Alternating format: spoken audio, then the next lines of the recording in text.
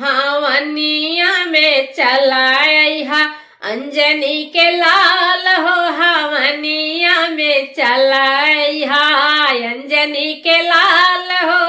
हवनिया में चलाइहा अंजनी के लाल हो, हवनिया में चलाइहा अवध नगरिया से अह सीता प्यारी हो, अह सीता प्यारी अवध नगरिया से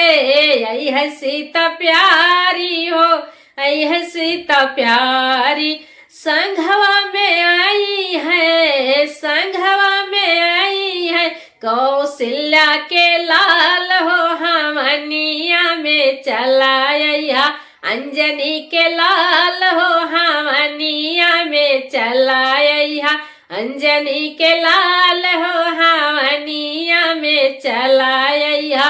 गोकुला नगरिया से अह राधा प्यारी, अह राधा प्यारी हो, अह राधा प्यारी गोकुला नगरिया से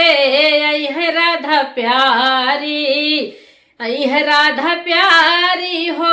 अह राधा प्यारी संघवा में आई है, संघवा में आई है यशोदा के लाल हो, हवनिया में चलाइहा अंजनी के लाल हो, हवनिया में चलाइहा अंजनी के लाल हो, हवनिया में चलाइहा काशी नगरिया से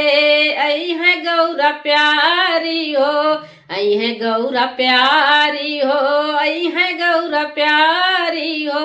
संघवा में आई है, संघवा में आई है शंभु महाकाल हो, हवनिया में चलाइहा अंजनी के लाल हो, हवनिया में चलाइहा अंजनी के लाल हो, हवनिया में चलाइहा अंजनी के लाल हो, हवनिया में चलाइहा।